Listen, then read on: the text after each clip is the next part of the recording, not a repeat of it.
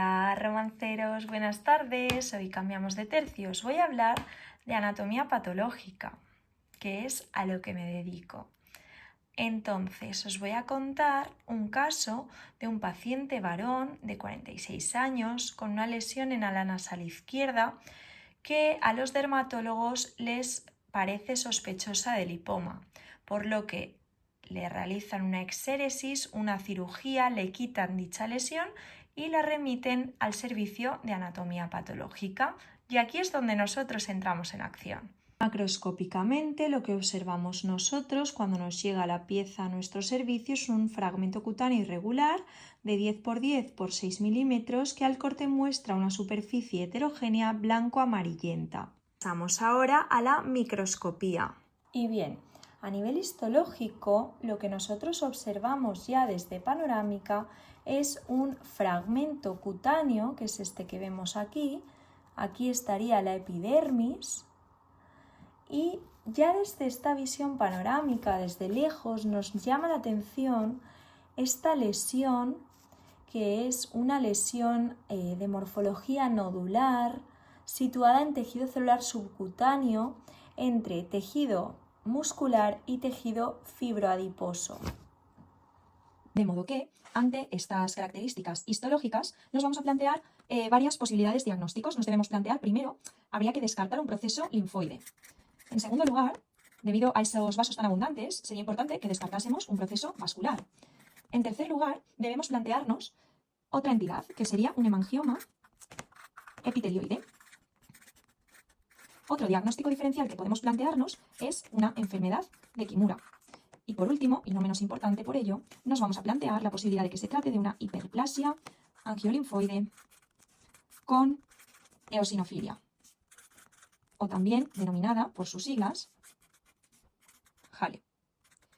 Aquí os muestro una imagen del CD34, que si la ponemos a mayor aumento, vamos a ir viendo cómo destaca estas células endoteliales tan prominentes, como vemos por toda la lesión. Aquí os traigo la técnica de actina de músculo liso, en la que podemos ver muy bien la capa muscular de las paredes de todos estos vasos que constituyen la lesión. Entonces, resumiendo y aunando los datos clínicos, que era un hombre joven con una única lesión en ala nasal izquierda, sin antecedentes relevantes y con una imagen histológica que tiene un doble componente. Por un lado, un componente vascular, con vasos en los que destacan unos endotelios prominentes, y por otro lado tiene un componente inflamatorio constituido por linfocitos y eosinófilos. Bien, con todo esto y habiéndonos planteado estos diagnósticos diferenciales y habiendo ido descartando estas entidades, nos quedamos con nuestro diagnóstico, que es una hiperplasia angiolinfoide con eosinofilia. Y ahora os traigo dos diapositivas para explicar que existe bastante confusión entre estos términos, entre la hiperplasia angiolinfoide con eosinofilia, la enfermedad de Kimura y el hemangioma epitelioide. ¿Y esto por qué sucede? Porque antiguamente se pensaba que la enfermedad de Kimura era un estadio evolucionado de la hiperplasia angiolinfoide con eosinofilia. Y actualmente se sabe que esto no es así, que son entidades completamente diferentes e independientes la una de la otra.